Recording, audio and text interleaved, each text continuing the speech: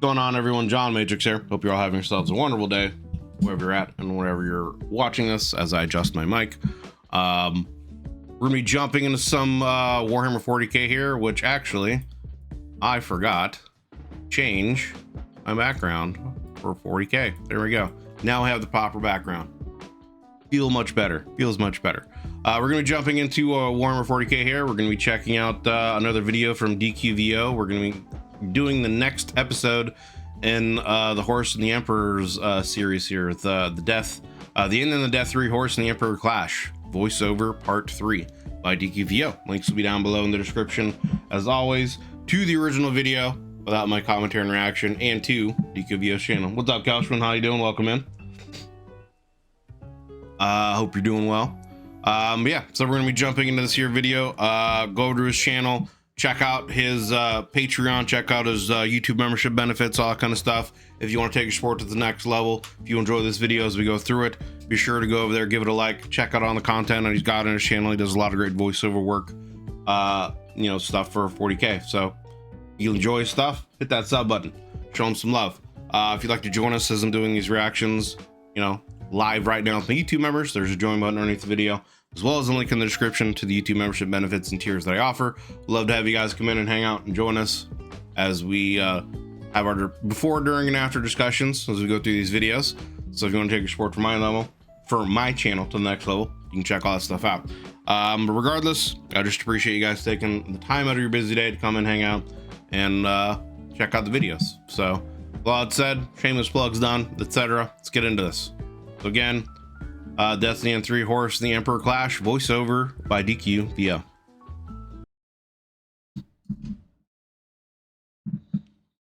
Dan Abnett. The Emperor and Horus clash. When you clash with your father, the whole world shakes. Just as it should. This is the moment. Well, I mean, when you're Horus and you're juiced up by the Chaos Gods and you're fighting the Emperor, that would be about right. Yeah, the whole world would probably shake.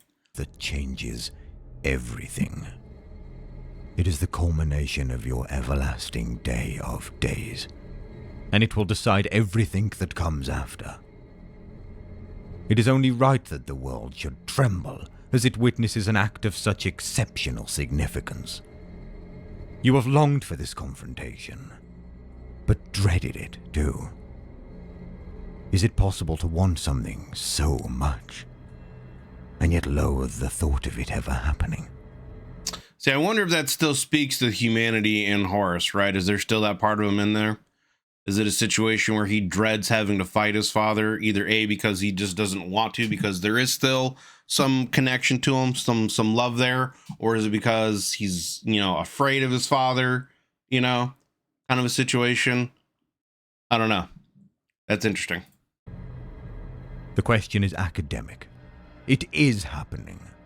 There is no easing into it, no courteous test blows and probing jabs to gauge the other's qualities before the fight begins in earnest. He simply charges you, raising a shield of psychic force in front of him, like the prow ram of a war galley. A backward step or a sideways evasion are not options. You could stand your ground to meet it. You drive into it instead. You answer charge with charge.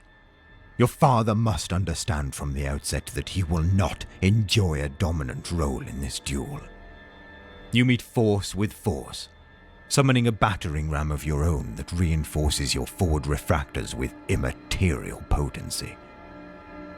The impact is catastrophic and numbing. As to your question, well, the Emperor must die. This is the only course of action left to you. You had to assume that it would come to this. You know your father's intractable character too well. That's why you set your lures and prepared this beautiful trap, and why you laid in wait in a blind of self-induced amnesia. The Emperor must die, and only you can ensure his death. You declared to your sons that this would be the inevitable outcome. You made a boast of it. The Emperor must die. It became their war cry. Your skull jolts and you smell blood in your nostrils and your throat. Your psychic weapons mutually annihilate as they collide. And they do so with such force that the shockwave levels the psychoscape around you.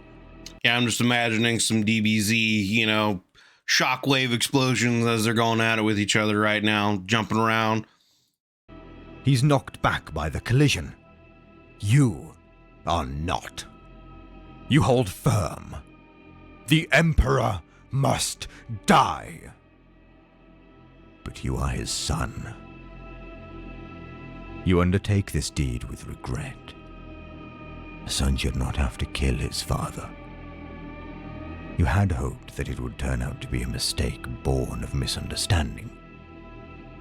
He would see, at the last, that you could not be turned from the path you had chosen, and should not, for that path was sublime. It would be a revelation to him. He would stop. He would submit to you. And this would all be avoided. Right.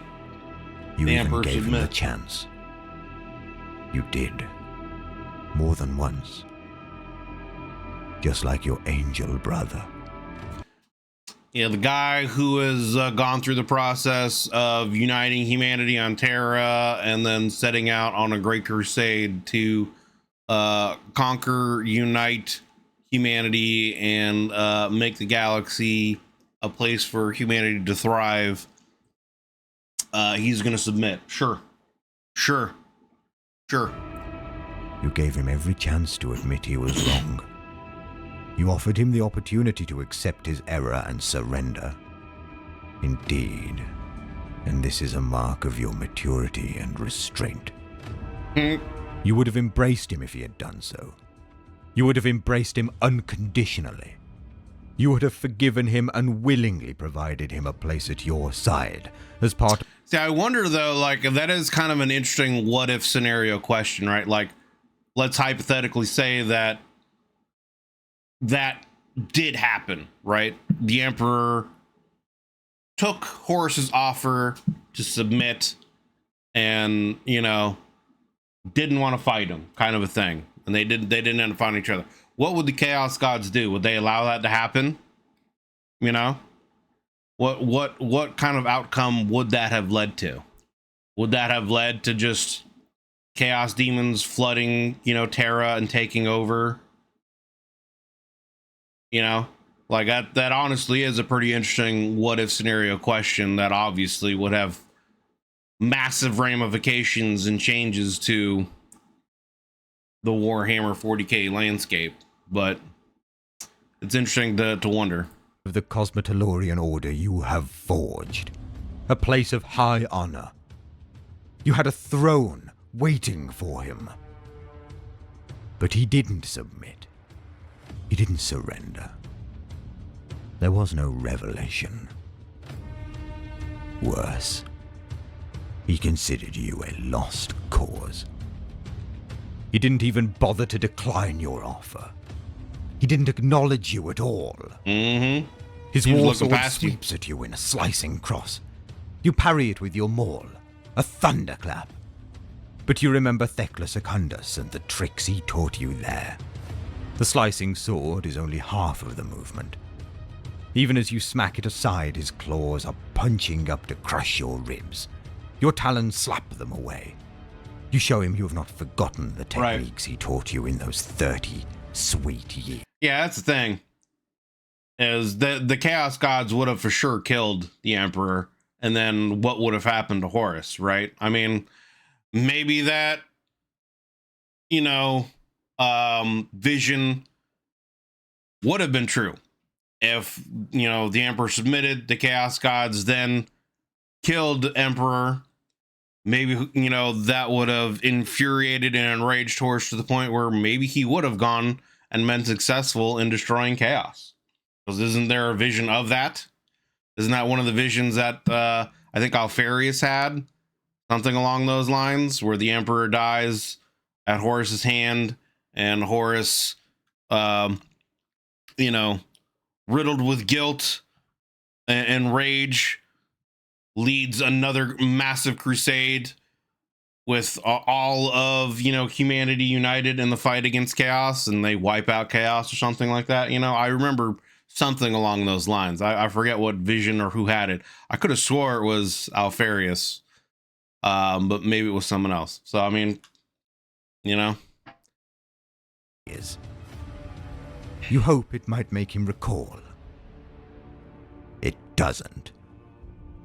He ignores your playful reminder of the tight bond you once shared, just as he ignored you when he marched into your court, and just as he refused to acknowledge your generous terms for his submission.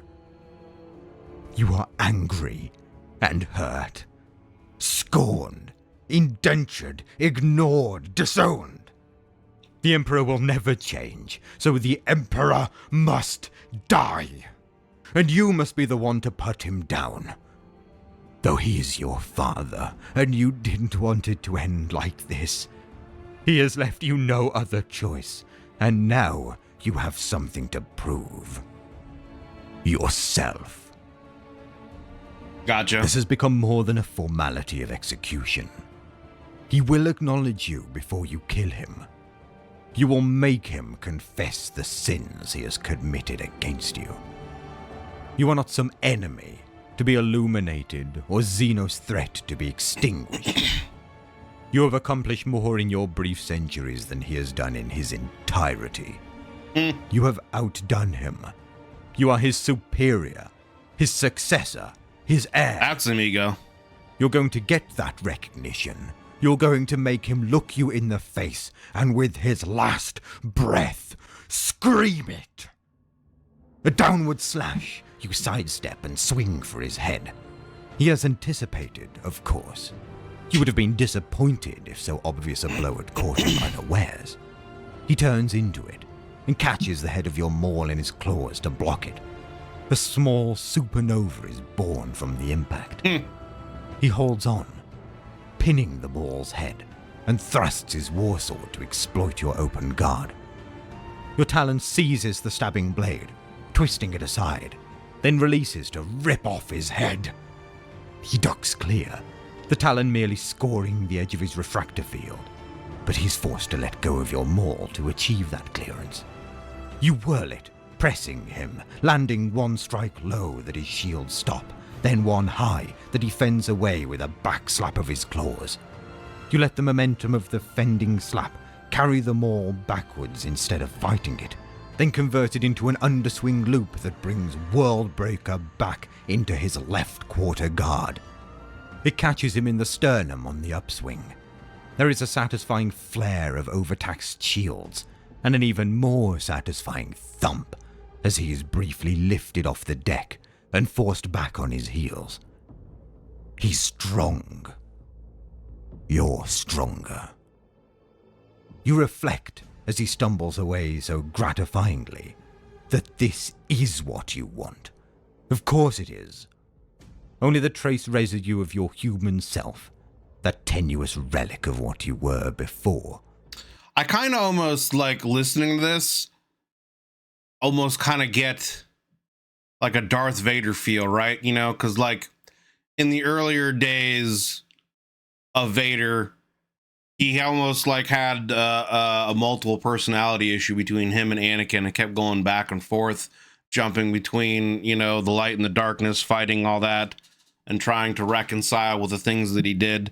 So I almost kind of feel like this is kind of going on where like there's still some humanity in Horus that's fighting, you know, and trying to like come out, and the chaos gods are like whispering in his head, no, this isn't what you want. You want to kill him. Blah, blah, blah. He did all things. He did all this to you. He ignored you. You know, that's what I that's kind of like how I'm envisioning it in my head. Has raised any qualms in your mind? You are a god, and the world operates in submission to your will. When you drew up your plans to confront him, you knew damn well that this would be the consequence. Whether your old self had the stomach for it or not, you made this happen. You are a god, and gods don't make mistakes. Do they? You decreed this, and it has come to pass. It is the right thing, because you decided it was. As he rocks back, you make the Thekla Secundus move yourself, because he has just used it, and he will not expect you to mimic him. His warsword blocks Worldbreaker inches from the side of his head. His claws are not fast enough to stop the upward scission of your talon.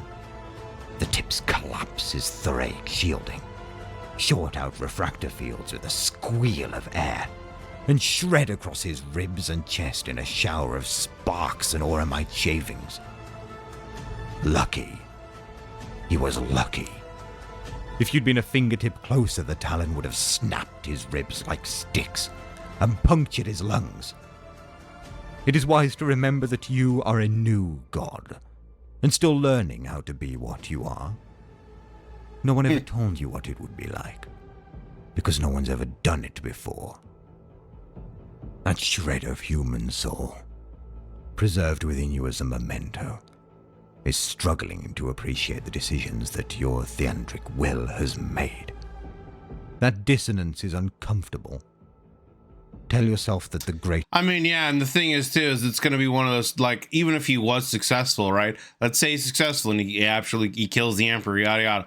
Then Chaos just retracts their power to him.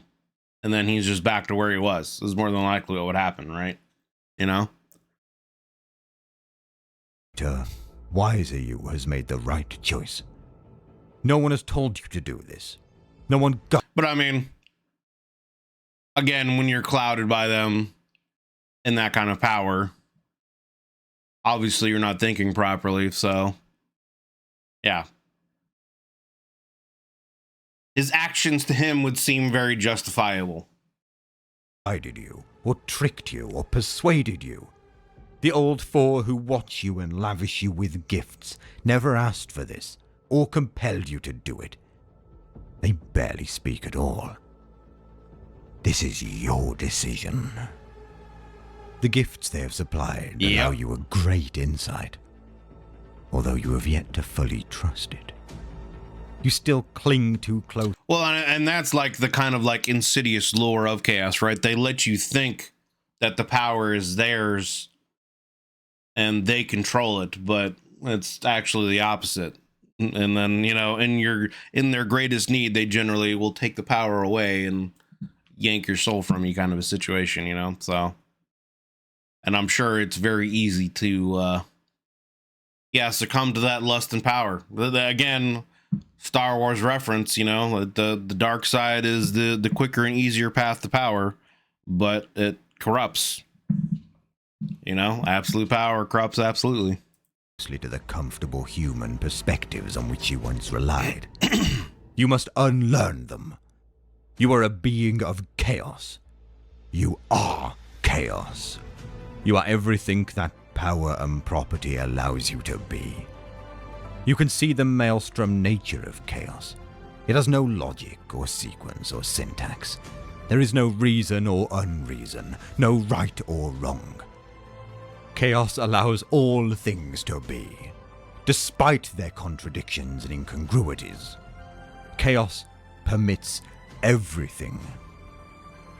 So when your old self asks if this is what you want, the answer is not yes or no. It can be yes and no. You can long for something and dread it in the same breath. You can want it and loathe it in the same instant. You can love your father and decide to kill him. You can yearn. That's quite the double take journey there, you know what I'm saying, right? To sit there and say you can love your father and then kill him. Yeah, exactly. That's some mental gymnastics right there. That is quite the leap to go from father, I love you, I'm gonna stab you to death. You know? For his acknowledgement and respect, and resolve that the Emperor must die. These are not incompatible feelings or antithetical ideas. Within chaos, there can be no heresy. Embrace him as he attacks you. Delight in the crime of striking your father, of seeing the blood spurt like sea spray. Rejoice that he has disowned you. Love his hate, and hate his love. Throw yourself into this deed wholeheartedly. Know no fear. He is the most potent human in the galaxy, by some magnitude, and he comes to your court at the peak of his powers. Relish the unthinkable, slay your creator to prove yourself, accept that you have secretly always wanted to. Victory will win this war, but it will also demonstrate your fitness to rule. The king is dead. Long live the king. And with the bloody mark of your hand, you signify it. Your supremacy will be unequivocal. No one tells you what it's like to be a god, but I like how in the middle of him fighting the Emperor, he's just daydreaming all of this too, you know? this obligation forced on you by your father's arrogance. It provides you with an unparalleled opportunity. That also goes to show like his state of mind, right? Like he's getting to the point of like, it's his fault that I have to do this, right? That's where his reasoning's starting to go. The Emperor did this to himself. It's his fault. I have to do this, you know? Opportunity for self-discovery. This is your proving ground. You will learn how to be a god. Fully.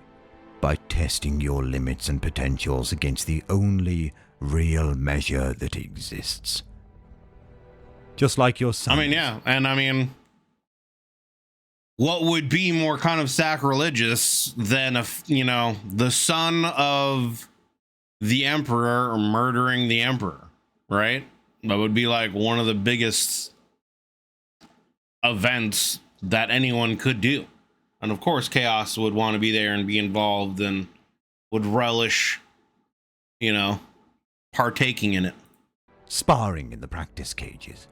You will become better and learn about yourself and hone your talents by lethal rehearsal against the only worthy opponent.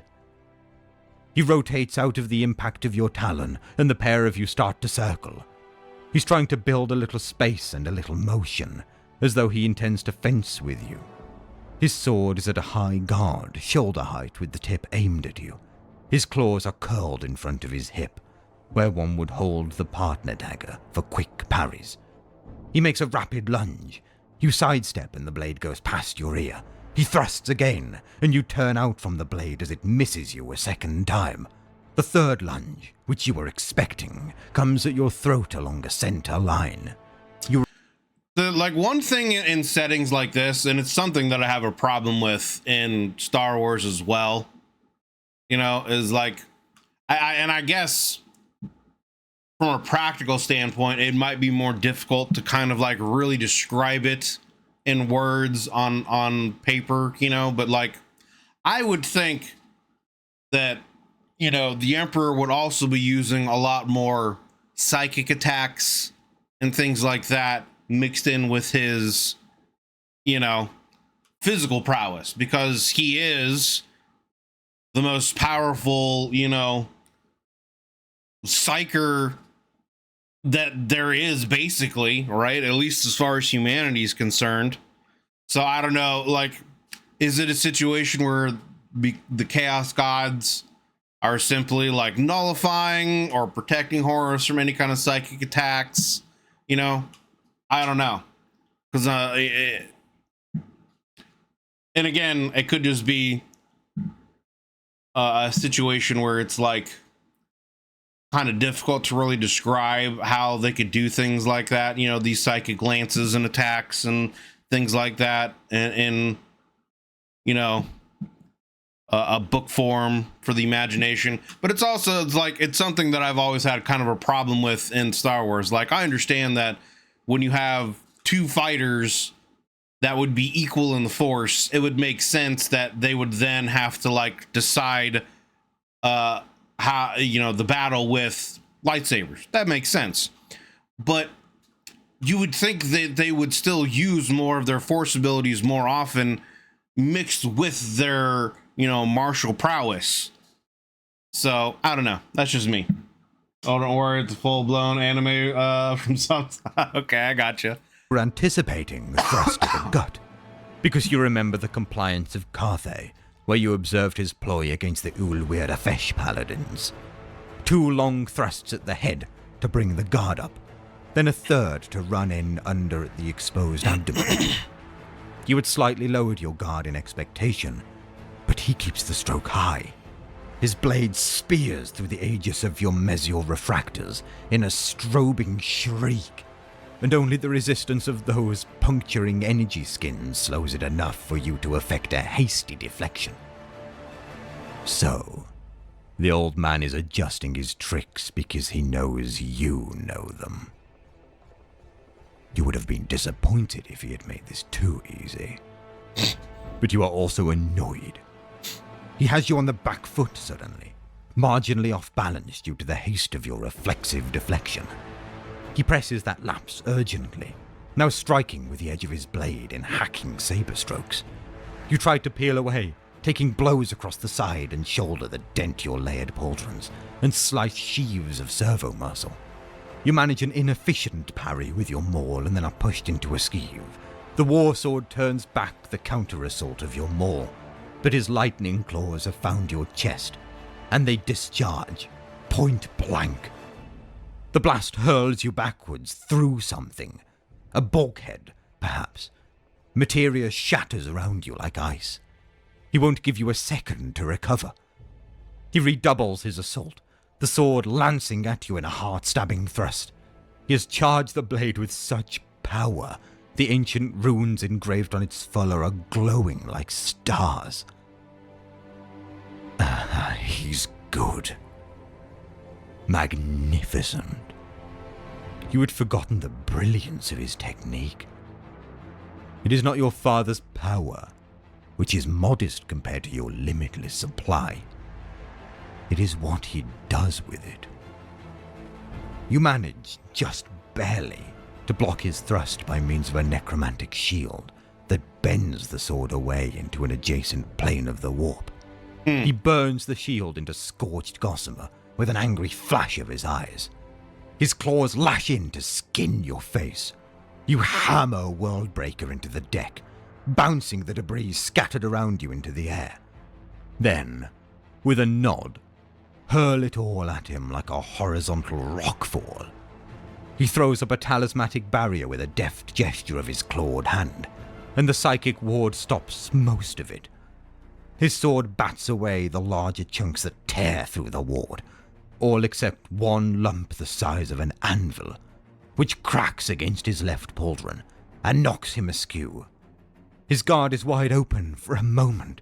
You plunge into that gap with your talon as straight as daggers. He makes a deflection, slightly unrefined but successful, cracking sparks off your wrist guard with his blade that pivots you out of the optimum line of address, so you club into his plastron with the butt of Worldbreaker's haft, jar him off step, then let your grip slip to the base and loop the maul at him with full extension. His parry is particularly impressive. He parries your swing with Chthoniya.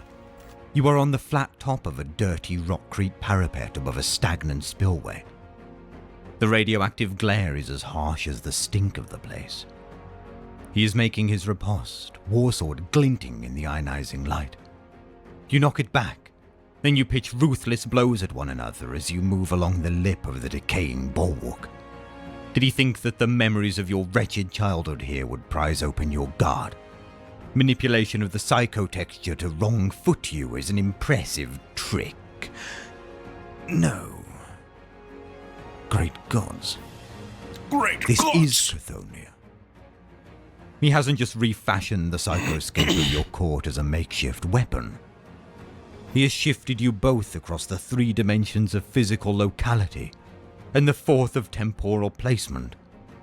This is Chthoniya, the hinterland of the Athenat exhaustion, where the territories of the Catalan and the Justarian clans meet in dispute. This may be the very day on which you were found. He could see your surprise. He pushes in to exploit it. You hammer away a series of aggressive sword strokes. In pulling off this trick, he has revealed his understanding of your domain. Not just your court, but the wider realm of chaos that inevitably surrounds it. He has grasped that everything and everywhere and everywhen meets here, in your isochronal nexus, conjoined by the warp, and thus that everything and everywhere and everywhen is accessible. That's pretty crazy power, you know, to be able to shift yourself and the person you're fighting in the warp to a specific point in time and place. That's pretty crazy. It's not your father's power, it's what he does with it. Yet, for the sake of an impressive parry, he has given away two crucial secrets. First, the true extent of his warpcraft, which means that your psychic duel, already running alongside your physical conflict, must now take precedence. The second is his shameless cruelty. Chthoniya wasn't a clever parry to avert your hurtling maul. It was a cold-blooded riposte intended to wound you. For reasons you cannot quite determine, your father seems to have no emotional core. Perhaps the damage done to him as he fought his way through the vengeful spirit was more considerable than you thought. Perhaps he is injured more grievously than he appears. Perhaps that is why he seems so cold, and why he refused to acknowledge you, his first found son. But you do possess a vital emotional core, and he knows it, because he gave it to you, and now he seeks without remorse to inflict wounds upon it. Wounds as deep and critical as a blade to the heart or a hammer to the skull. He seeks to hurt you where the marks will not show, tear you deep inside, stab you through the soul, and bleed you out until you are too weak to defend yourself, and he can finish you. By any means necessary, Whatever it takes. This is a low blow, unsporting, a dirty trick. It hasn't worked, of course. Unsporting? I mean, you guys are in a duel to the death. I don't feel like there's really a whole lot that's unsporting at this point, you know what I mean? Because the Athenat exhaustion simply serves to remind you how far you've come, and what you've achieved. It is amusing to think he believes this causes you any kind of pain. And it tellingly reveals a third truth, too. To stoop so low, to attempt something so intentionally callous. Your father must be desperate. He is backed into a corner, and he is trying anything and everything to keep you at bay. You renew the vigor of your assault. Your maul batters at his plate and refractor fields. The echoes of those impacts ring from the forlorn walls and polluted spoil heaps of your foundling years. Right, yeah, he expelled the humanity in him, right? Because, like, wasn't he close to becoming a god himself? And so he, like, did that so he wouldn't become one, right? Something along those lines. I forget exactly why. But, like, yeah, he had to, like, shed his emotions, which is why he seems so cold at this point. He cleaves back with his warsword and scythes his war claws. You make your riposte. The Himalaya, the roof of the world that was, a fierce blue sky and fiercer cold. He reels from the counterattack, and you slide together down a steep slope of powder snow, exchanging blows at close quarters. You show him you can fight. See, this would be something to see done properly in, like, a live action setting.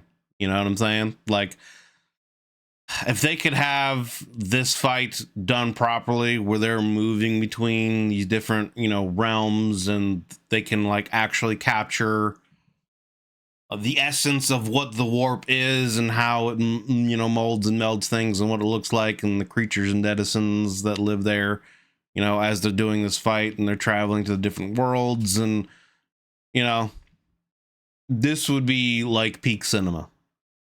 fight as unscrupulously as him. These are the soaring peaks that his pride will level.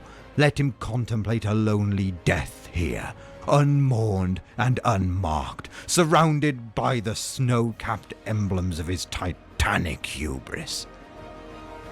He does not waver. He maintains his rate. Not a hint of gapping in his guard, driving you down the blinding white flank of snow, ice crystals swirling around you like Hey, what's up, Howard? His sword seeking your heart, his claws hunting your throat. You stop the blade with Worldbreaker's haft, lunge with your talon, he parries you with Istvan V, still white-hot and smouldering from your victory. The air is dense with virus smog and organic ash, and the ground beneath your feet is a solid black of fused cells. Can you imagine that? Like, if they're actually not only just teleporting to these locations, but in specific times? Like, could you imagine, like, being a space marine during the Istvan V massacre and just happen to, like, look over and see the Emperor and Horus, like, falling from the sky as they're fighting each other and then, like, vanish? You know, like, how crazy would that be? How crazy would that be? Ceramite like a toppled frieze, depicting battle brothers at war. Perhaps he can illuminate you. How is this supposed to hurt? He did this, not you. The atrocity is his fault, and with your next blow, you show him why. Moloch. Yes, Moloch.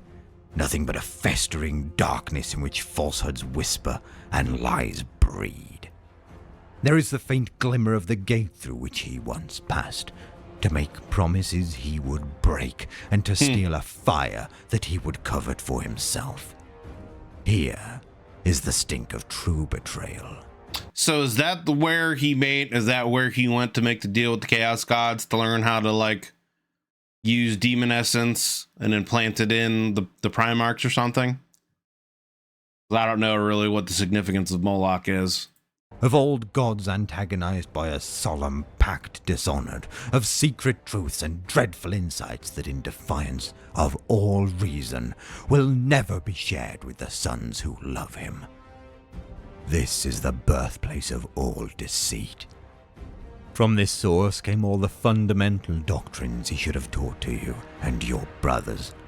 The knowledge that would have fortified you and protected you and allowed you to build an interstellar... So that's kind of interesting, right? That's kind of a very Promethean story. He stole the fire of creation from the Chaos Gods or whatever to give to humanity.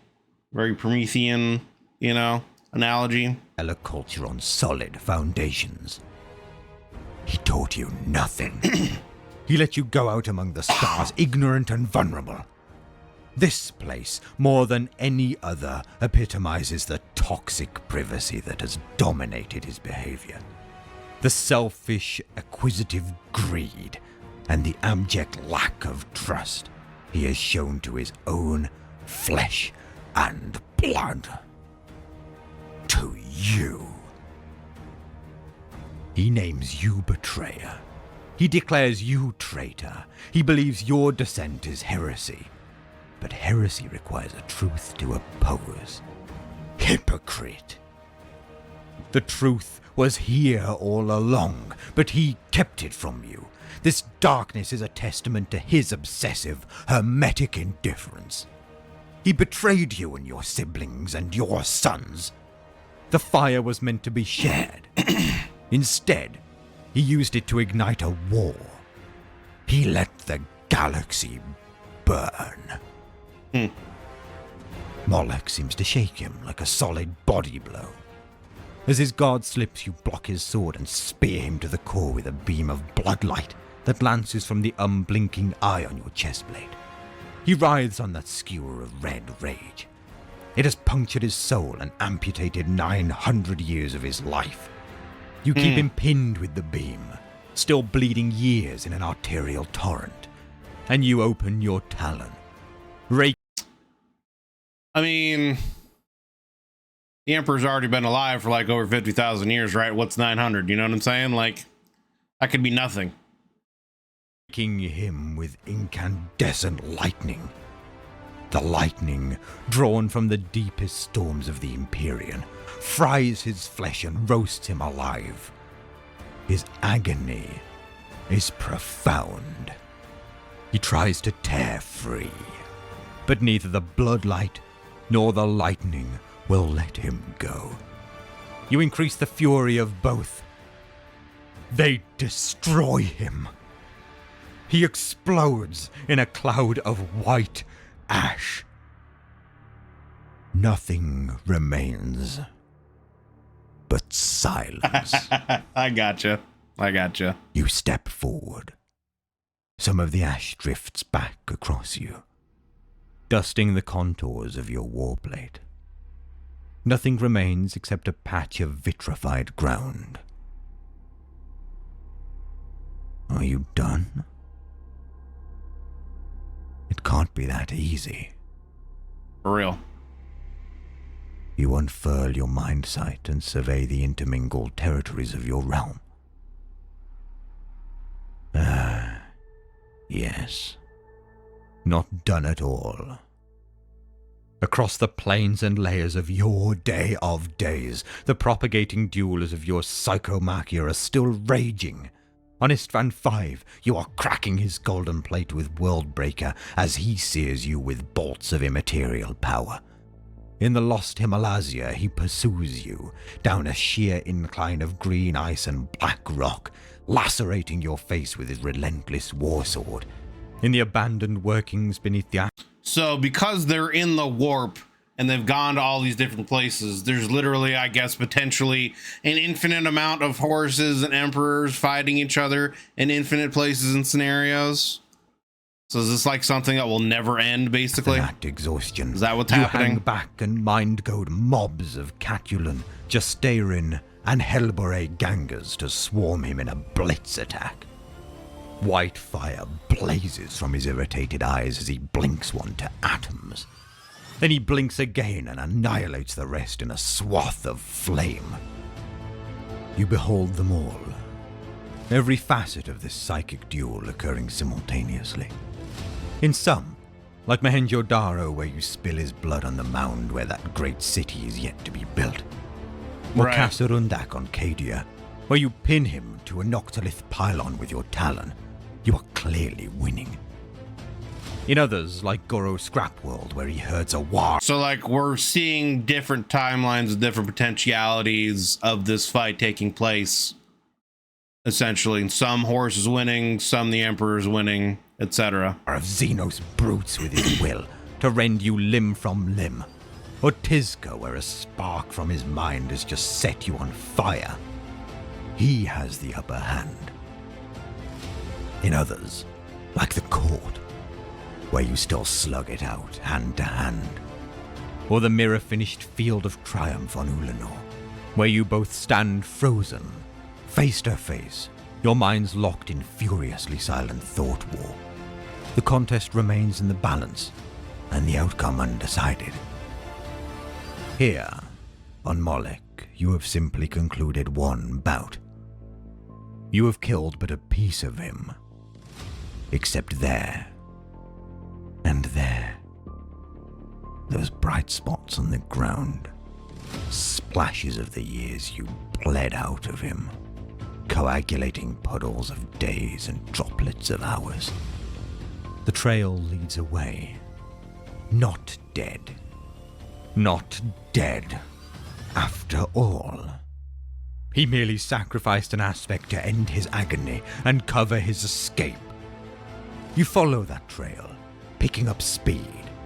Spatters of his life lost drip from the black rocks and quiver on the dirt like beads of mercury. He is wounded, hurt, hemorrhaging years in grisly quantities. If you had spilled so much lifetime, you would be dead. But lifetime is the only thing he has more of than you do. He will be weak, though dizzy, close to bleeding out unless he can tourniquet his leaking soul. Where does the trail lead? To the left, into the burned desolation of Macragge? No. The right. You unfold yourself and step into New Byzantium, just before the Pan-Pacific annexation. Damn. The speckled trail leads into an echoing stretch of Kalth's underworld, then doubles back into the hull-wreck wastes of Talon, where you struggle to detect it in the blowing dust. You persevere and track on between wind-blown longhouses on an island off pre-strife Albia, where frightened faces watch you from behind rush shutters. The traces are clearer here, marking the grass. He hasn't been able to staunch the flow. How is he still standing? You see a wet handprint on a standing stone where he leaned to catch his breath. You step into a longhouse and into another facet. Crusade-era Davin. You look around the dim stone chamber and bring Worldbreaker up. You will turn here, surely. This is a good place for an ambush, but the name itself has intrinsic power over you. But no. Nothing. Right, yeah. Like, that whole aspect of this is pretty interesting, right? Like, they're now going through different time periods and places where the Emperor was on Earth, you know? And I guess they're in like the Crusade era now. So now they're kind of going through the Emperor's past. This is pretty sick. This is pretty sick. I mean, again, like, imagine this being properly, having a proper adaptation in a cinematic format, dude. I mean, I've said it numerous times, you know, if they can do it right, there's so much potential for the 40K universe in a cinematic format, man. So many stories. I mean, just the Horus Heresy alone, right? Like, they could probably have 10, 15 seasons, maybe even 20, right? Of just nothing but the Horus Heresy to do it right with all the different things that happen and characters and battles and whatever they wanted to, you know? They could have all kinds of stuff, and then ending, you know, obviously with this battle between the Emperor and Horus. And then going into present time, you know, with the refinding of Gilliman and the line and the Primarchs coming back and reestablishing, you know, the trying to reestablish the Imperium and everything that's going on, and just like, yeah, there's so many, and they could also just do, you know, some rogue trader stuff. You know, they could basically turn Firefly in, they could take Firefly and put it in the 40K setting and just make them rogue traders if they wanted to. Like, they could literally just take that concept and put it into the 40K setting. And there you go. There's that. You know, and then they could also do all kinds of stuff with Inquisitors. They could do all kinds of stuff. Like, there's just so much potential. So it's like, yeah. So, I mean, like, just the idea of this battle alone as well, you know, being adapted properly to a cinematic setting would be crazy. I don't know how they would really do it in live action. I could see this being done way better in an animation format or a CGI format, you know. But live action, I could see that being a little difficult trying to do all this with CGI, etc. So you pull aside a curtain and step into the rose-red colonnade of a Selenar compound on Luna. The fine Chalcedony arcade is bathed in earth light and utterly silent. When is this? Before unification? It doesn't matter. He fells you right, from behind exactly, with a thought blast. And as you roll and try to get up, he lifts you in a Telegine vice and puts you through the colonnade wall. Quartz shatters. You land hard. Not so weak then, not so hurt. He leaps at you through the hole torn in the wall, his warsword swooping down. He nearly takes your arm off. You block his follow-up stroke with the head of your maul and lash at him with your talon. He evades. His eyes light up, projecting twin beams of phosphorescent light that burn into your chest and slide you backwards across the quartz-littered floor until you ignite the eye on your breastplate and counter his power with some of your own. Your stream of roaring bloodlight entangles with his beams of white mind fire. Where they touch, The energies conflict in a vortical lesion where materia screams, and immateria bubbles and deforms. You take a step forward, driving your energy against his. He holds his ground, braced. You take another pace. Are we having a little Kamehameha power off going on here now between the Emperor and Horus? Is that what's happening? The pitch of the energy scream increases. Another step. The howling intensity reaches critical. A swath of the immaterial fabric between you both annihilates, and the real space threads woven through it explode. The shock pulse knocks him backwards and shatters the facet of Luna around you. The violent fractal shift leaves you both in a dank, nameless cavern somewhere, with the fireball of the conflagration still dissipating between you. You charge through those flames, maul raised. He throws another thought blast at you to drive you back, but it's poorly formed and merely grazes off your shields. Worldbreaker puts a sizzling dent in his refractors, so deep his ailing reactor surely cannot maintain function much longer.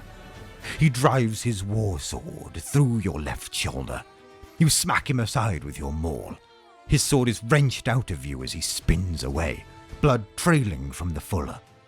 Each impact is luring odd echoes out of the acoustics of the old cave.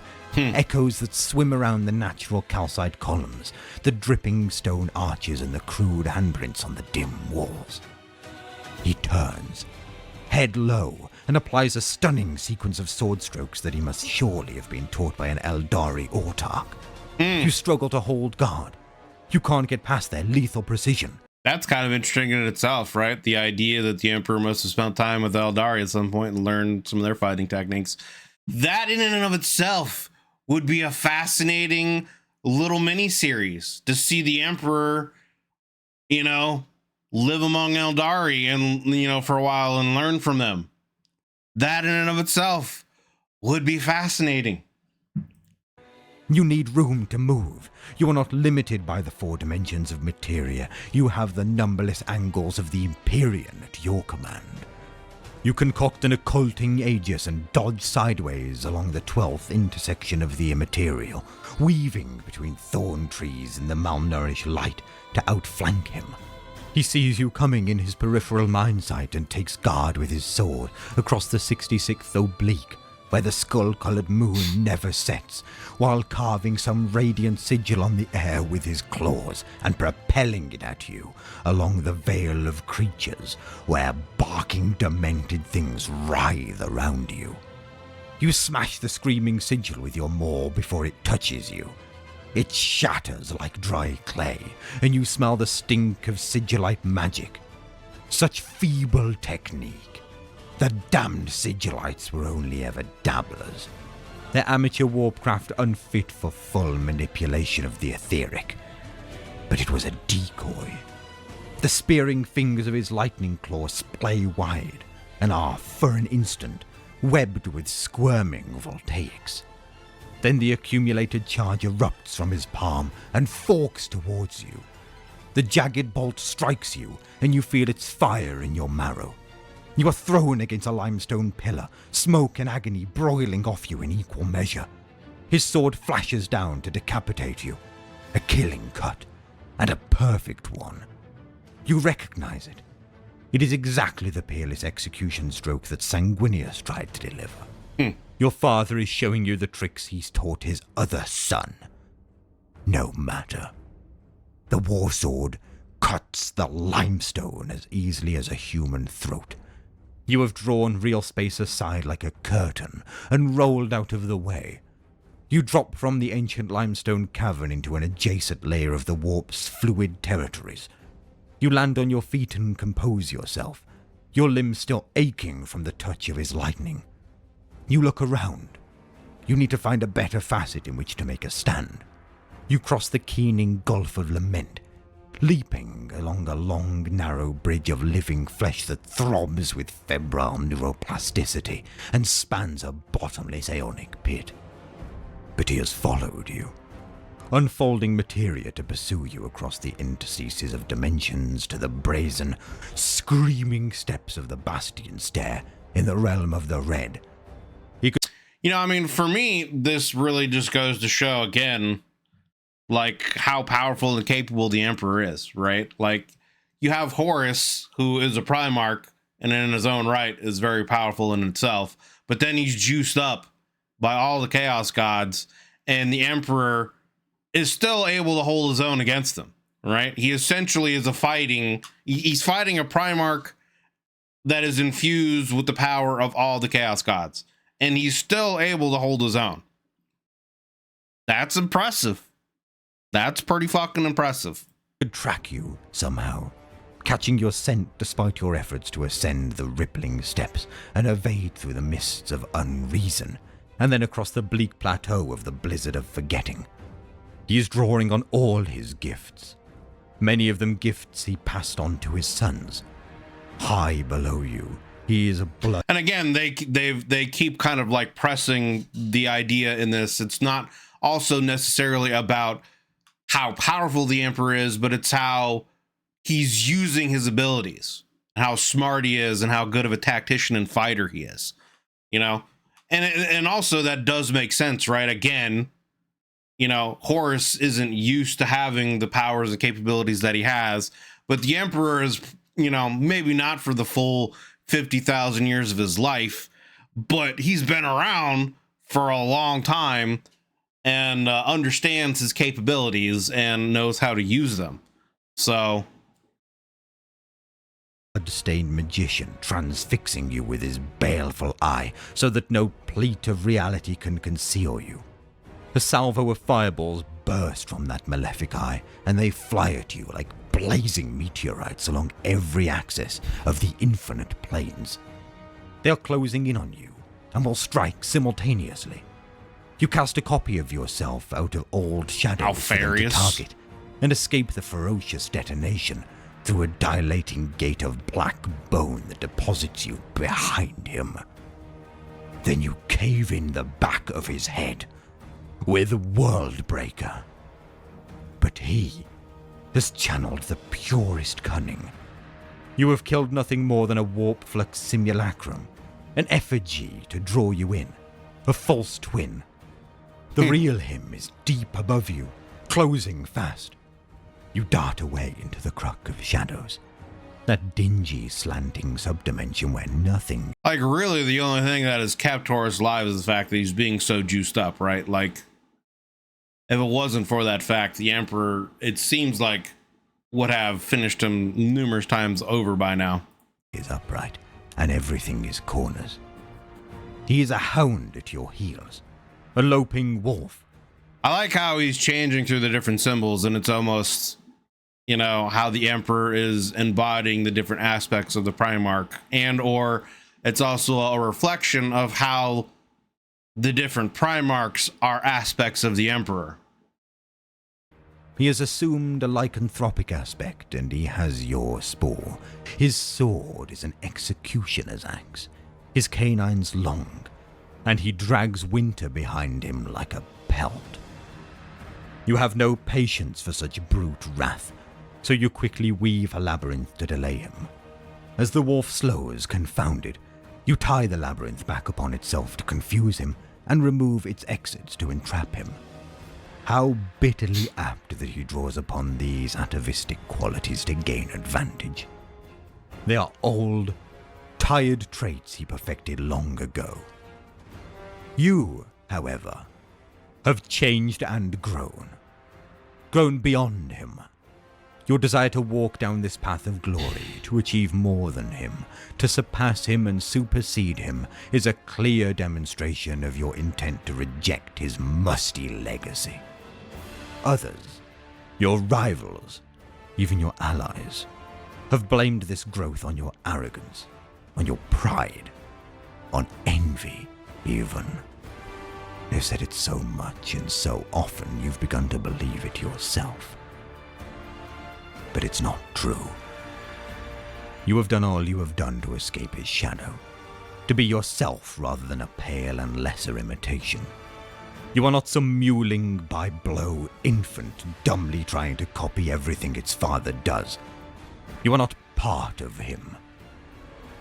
Everything you have achieved, from the unraveling of the Imperium to the compliance of Terra and the overthrow of his great plan, you have done to validate your worth. And now your absolute mastery of chaos proves it, because that is something he either couldn't do or feared to even try. You are Horus Lupercal. Seeing that in and of itself right there is like, I don't know, what am I trying to say? How am I trying to word this, right? The statement there of like the Emperor not wanting to essentially master Warpcraft or whatever. Let's listen to that again real quick. Because that is something he either couldn't do, validate your worth. And now your absolute mastery of chaos proves it. Because that is something he either couldn't do or feared to even try. See, and like that right there is almost kind of like the arrogance of the statement, right? Like the Emperor, I'm sure, knew that it wasn't necessarily fear or anything like that. I wouldn't think. I think it's more of essentially like the Emperor knowing that in order to like really master chaos, you're going to get corrupted by it. You're going to have to give in to the chaos gods and their will, and it's going to corrupt you, and you're no longer going to be yourself. And that's, I guess, kind of the irony of this statement, you know, is that Horus doesn't see that, you know, and that this is what the Emperor was trying to protect the Primarchs and everyone from by not telling them about chaos to begin with. You are Horus Lupercal, ascendant instrument of chaos. That accomplishment alone proves you are no puppet or inferior copy. You used to be afraid of his power. Now his power is but a drop in your ocean. We hear stones splintering and walls collapsing. He has taken the aspect of the great architect and drawn a plan to escape your labyrinth, discerning the infinitesimal weaknesses where walls meet. He has taken the aspect of an obliterator and broken through that weakness with etheric siege engines. He has taken the aspect of a swift and clever raven through the salt-caked and asymmetric chambers of the drifting castle, and the aspect of the steppe horseman to harness that raven's speed into fluid motion that shifts him from the 80th conjunction to the fever meadows of Long Woe, and then around the vast and root-gnawed base of the towering Tree of Souls to disguise his indirect route of attack. He has taken on the predatory guile of a lion to hunt you along the wild shores of the Sea of Souls, and the fearless certainty of an avenging sun to deliver final illumination. He has a dynasty of aspects to draw upon, a bloodline of faces and meanings and talents. What he can do, you can do better, because you can do anything.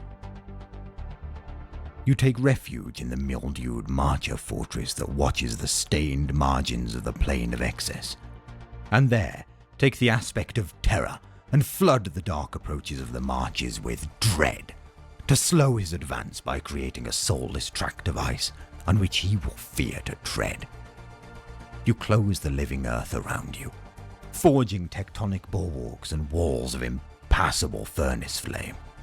You infect the rusted gates and the creaking sails of windmills with contagious sigils, that buzz with crawling flies and reek of decomposition that will communicate wasting death to any who look upon them.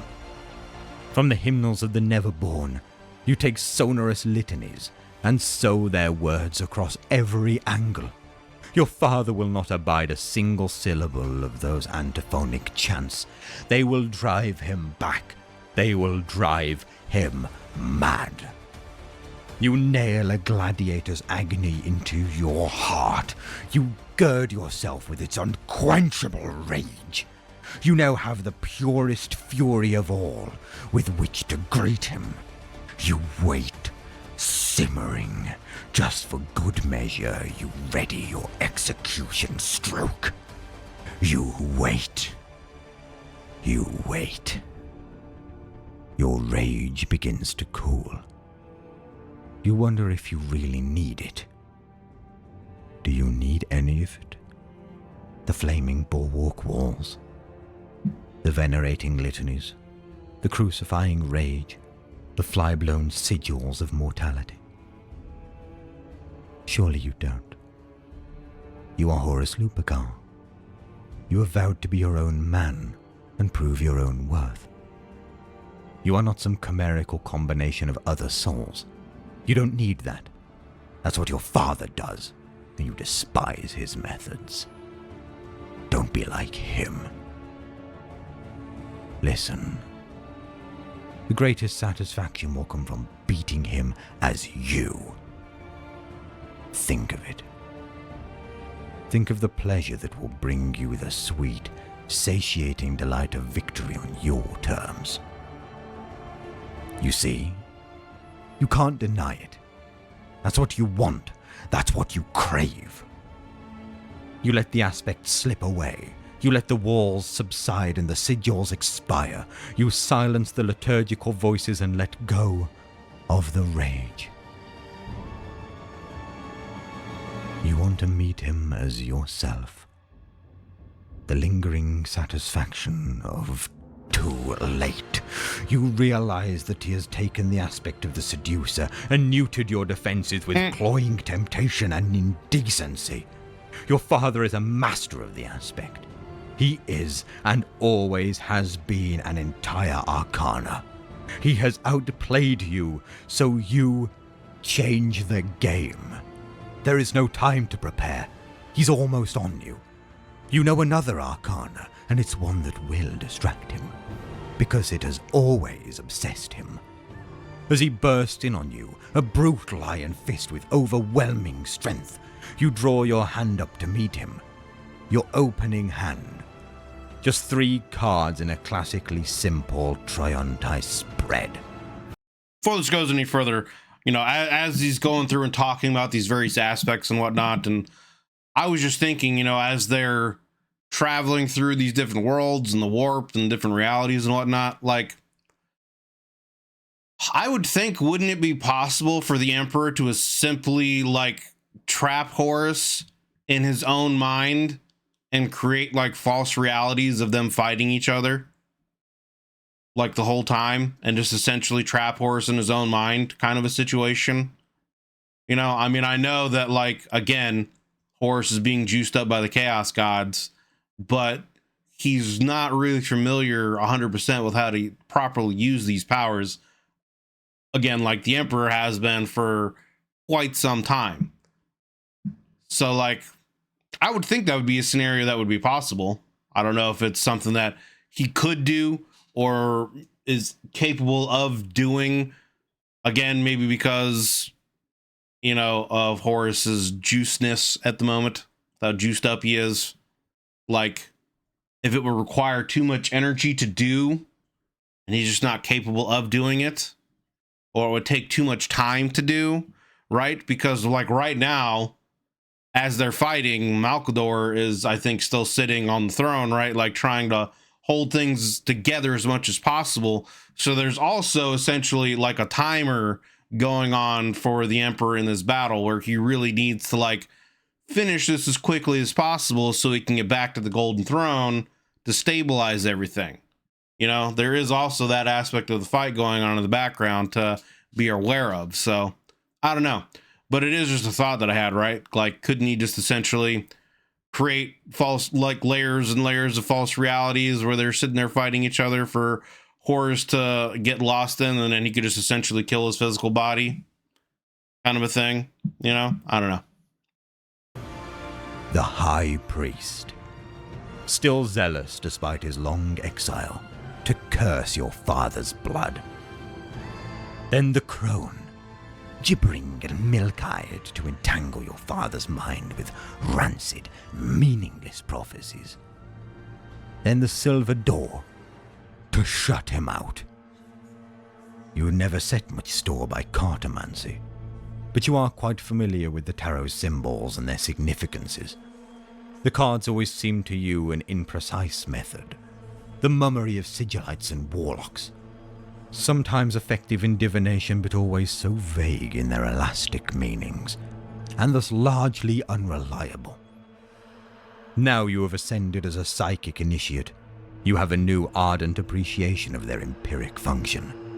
They are sigils of imagination, binding intuitive non-verbal definitions to archetypes of the cosmos.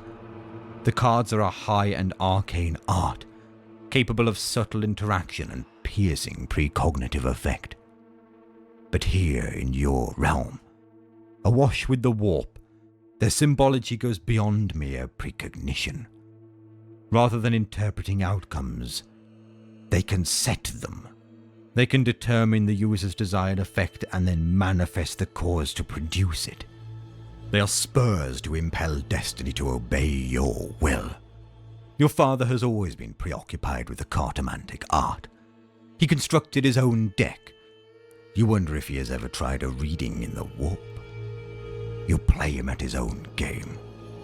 In shock, he tries to disengage from the sticky cobweb of your opening spread. From his own deck, the grandiose Imperial Tarot, no less, he turns the Pilgrim and utilizes its questing agency to discern a path around the door you have locked in his face.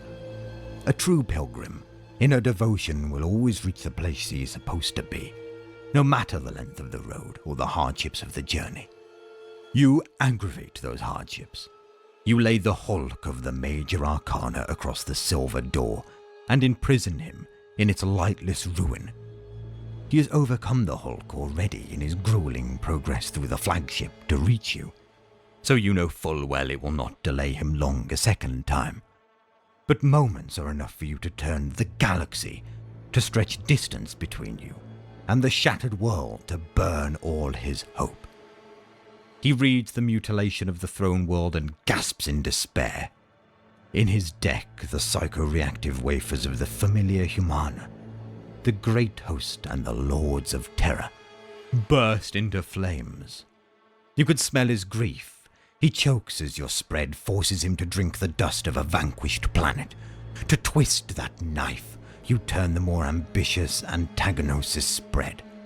Justicia to weigh and punish his crimes, the Maison Dieu to reinforce your court and purify the righteousness of your dispute against him. The Mon Primitif to bleed more centuries from his wounded soul and sap his perpetual vigor, and the Lord of Swords to arm yourself. His desperation increases. Some of these archetypes are old or obscure and do not appear in his prized deck, so he has no counterparts to lay against them, to subvert them. He divines the danger he is in. He turns. So they went from like straight up hand-to-hand combat into some crazy psyker back and forth, and now they're playing Hearthstone against each other. Or Magic the Gathering. Okay. This battle is going all kinds of places, man. Another card face up. He becomes the Fortress of Faith, impervious. You become the lightning tower to tear the fortress down. He quickly draws the wild card, the Harlequin, to choreograph an escape from that fiery fate. I'm waiting for Horus to trigger his trap card, you know? Its dance is lithe and acrobatic, but it barely carries him clear of the plummeting stonework. He lands like a Felid, drops to a crouch and counters with a warding hand. The pier points spread, all symbols of Concordia. The battleship, for positive control of power, the rogue trader to harness luck and anchor favorable fortune, and Astarte for protection. You respond with Discordia and discard his careful spread. You lay the demon inverted across the battleship and his power ebbs. Then you lay the demon inverted across the rogue trader and his luck runs out, and you lay the demon inverted across Astarte, and his protection is lost. You have made a deck of your own. While you waited in the court for him to arrive, you had time on your hands. All the time you wanted. You constructed this Imperial Tarot by hand, while the old four whispered suggestions. It definitely would be. This would be interesting to see how they would play this out in a cinematic format, right? the images that might appear on the psycho-reactive wafers. No two decks are the same. Yours is full of demons. You lay more of them, a double pier point spread, than a spread askew across them in the style known as mortalite. Ranks of the demon marching side by side. Cards burn in his hand, consumed before he can lay them. You turn the 8 of Pentacles and they scourge him from all angles. You turn the Revenger to guard your back and the occulted Orphan to blind his mind sight and signify the final severance of your blood from his. He looks aghast. You turn, just for the fun of it. The Dark King, to remind him of his hideous overreach and fatal ambition. He recoils from it, unwilling to even look at it, and tries the Assassin to strike at you. But the Revenger is waiting, and runs the Assassin through. Your Exterminatus cancels his illumination.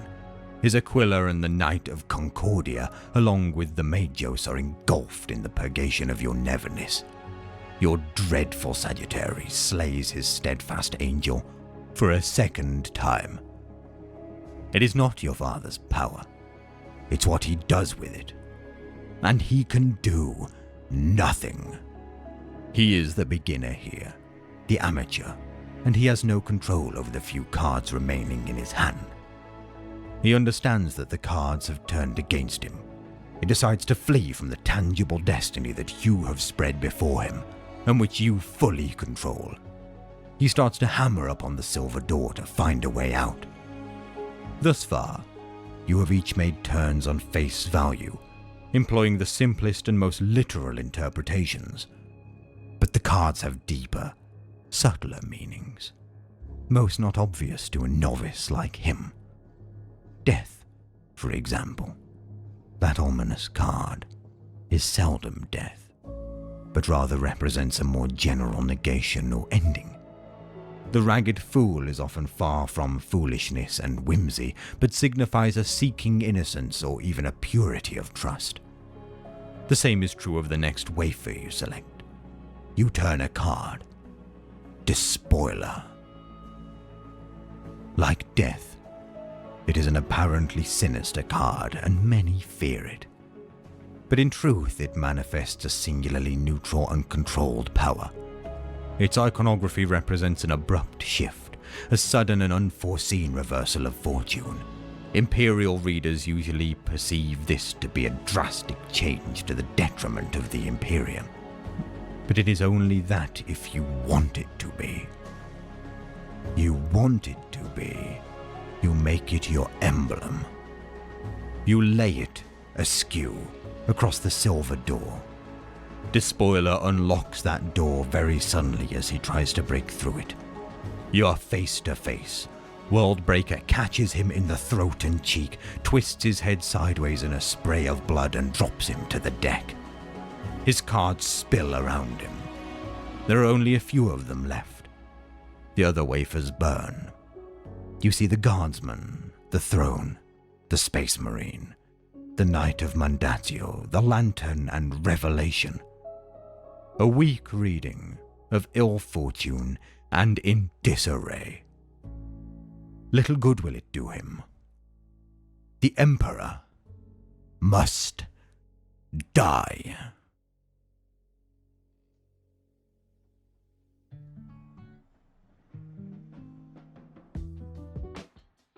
All right, well, there we go. That was Death, the End and the Death 3, Horus and the Emperor Clash voiceover, part 3 by DQVO. I mean, you know, what is there really to say about that? What a great, you know, visual storytelling, you know? It went all kinds of places, you know, from them just having a hand-to-hand back and forth duel on a ship to then going through, you know, the warp and essentially battling across the galaxy to different worlds on Earth, Isstvan 5, you know, to where the Emperor stole the flame of creation from the gods to give humanity. to back into the warp, and you know, from going again to hand-to-hand combat to psychic combat to then some kind of astral card game, essentially, is what it sounded like, where Horus finally got the upper hand against them. You know, I mean, very interesting, very interesting.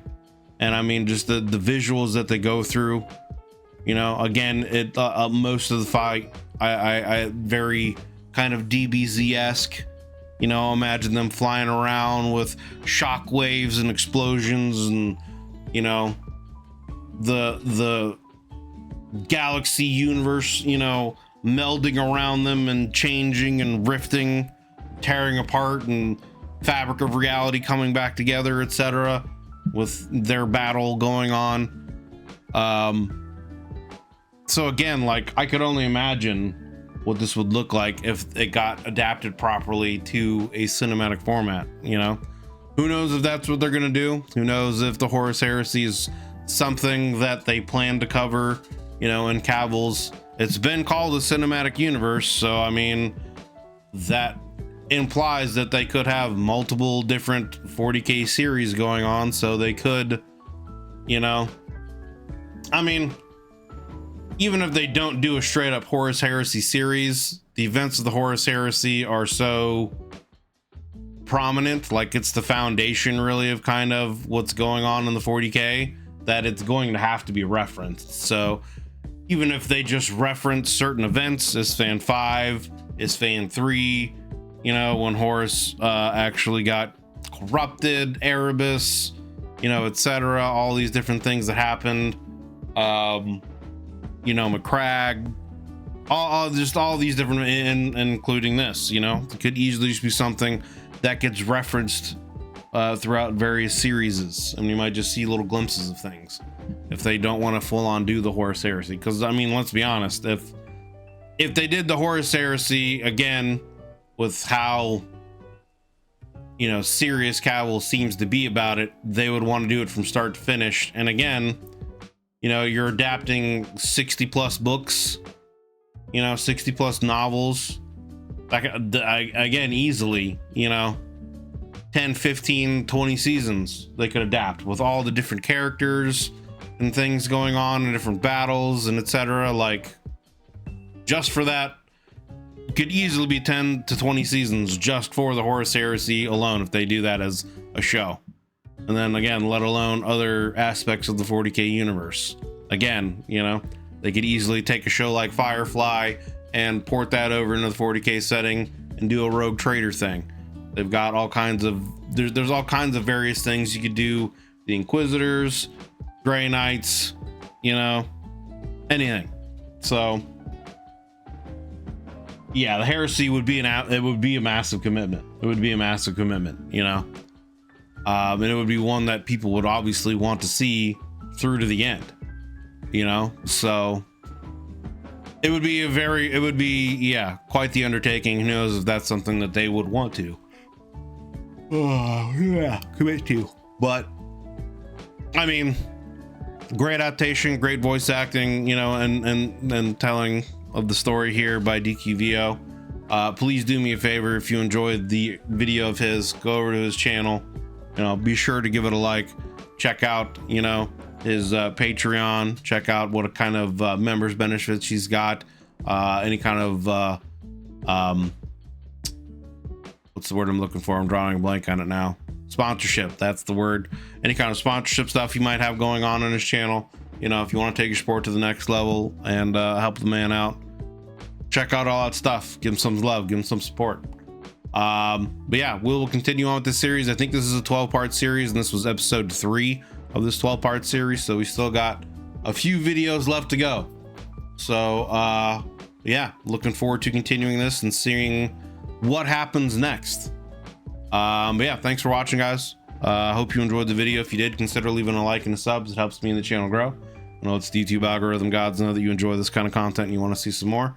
If you'd like to join us as you know, when I do these reactions live, as I am right now with my YouTube members, we'd love to have you guys come in and hang out and join our discussions before, during, and after. There is a join button underneath the video, as well as a link in the description to the YouTube membership benefits and tiers that I offer. So check those out if you would have any interest in taking your support to the next level.